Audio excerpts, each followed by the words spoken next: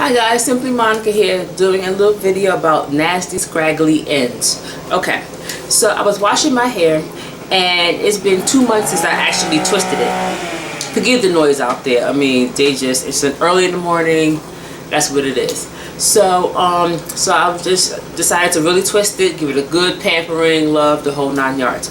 So I noticed that I had a whole lot of these scraggly hanging ends like this. Like that. And they were like all over. So normally I just twist my hair as normal or just do my hair as normal and just keep it moving. But of course with pulling and tugging and all that stuff, I started getting a lot more. So I said, you know what? I'm just gonna cut them. And look at all these ends. All of these ends I cut. Now, they were all technically dead ends because these are not getting, when they hanging off on little pieces of hair like that, they're not getting any nutrients, any love, any attention. Look at that. That would be the link to the other lock that's in my head. I'm pulling the hair now. It's dead. It's dead hair. I mean, why save it? So I just said, you know what? I'm just gonna cut them. They're just hair. It'll grow back. Also, with loose naturals and so forth, you cut split ends. Why not cut your hair? Cut off all the dead ends. And after a certain point in locks, they need, not necessarily a good trimming, but they need, you know, pruning. Like any other living thing, they need pruning. So I pruned my hair. So, and I always didn't want to do that because of the length, you know. Depending on how your hair is, you know, you could have really long pieces or really short pieces or whatever have you. But unless it's something like, I probably would still cut it because it's hair. It'll grow back, and I'd rather have nice healthy hair than to have all this long hair but it's half dead. So what's the point? So I do have a lot of shorter pieces, you know, than the rest. But I don't think it matters so much in locks. But also if I had something like really, really short and then really, really long, then maybe you can see that better. But other than that, you know, just cut it and move on. I mean, why hold on to something that's not doing you or your hair any good? Also, I had a revelation. Okay, the revelation was this. Now that my hair is longer, so my hair is past bra length. Now, when your hair get either too broad length or past broad length, it starts snagging and everything. So, mind you, I've been locked for 10 years. Never caught on. Okay. So, your hair starts getting snagged into a little bit of everything.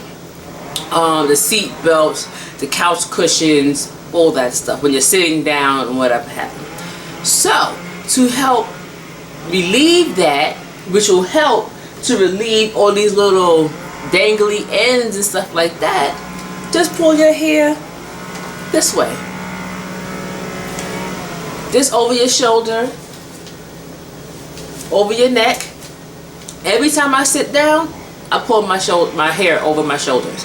Every time. Now, yes, it's hot, and yes, if you greased your hair or whatever have you, it doesn't feel good on your neck. But it keeps it from being tangled in the seat belts, the couch, the seats. Also, it keeps it a little bit cleaner. So when you go to some place like the movie theaters that everybody had their heads on the seats and whatever have you, you can pull your hair up. Now, mind you, guys do it. I've seen guys do it for years, all the time. Because, and it goes back to guys and West Indian men. It goes back to that whole crown and glory, and you don't want nobody to touch your hair, bad energy, that whole business. But it just never caught on to me for some odd reason. I just never looked at it like, okay, I need to do that for this particular reason. But yes, ever since I started doing it, all them Hangley ends and all that stuff, yes, I said Hangley. Hangley ends stopped. They don't get caught and all this, and that's what helps to keep your ends all like that, is because they're getting caught and everything. Again, they're the last thing to go in your ponytail.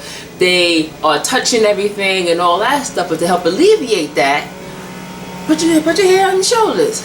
When I get right in the car, it goes just like this for my whole trip.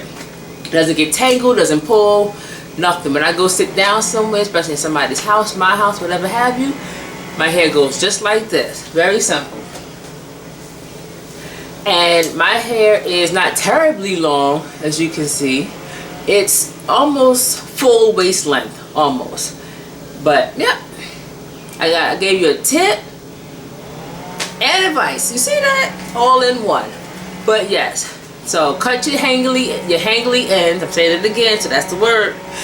Hangly ends, cut them. You don't need to saving them. You don't need to try to take all this time and money and repair them, because all them knots in there, to me, they're not cute.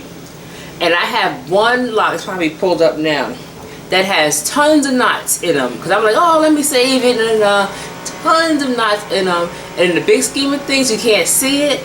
But if I want that one out, it's just not as cute as I like it to be.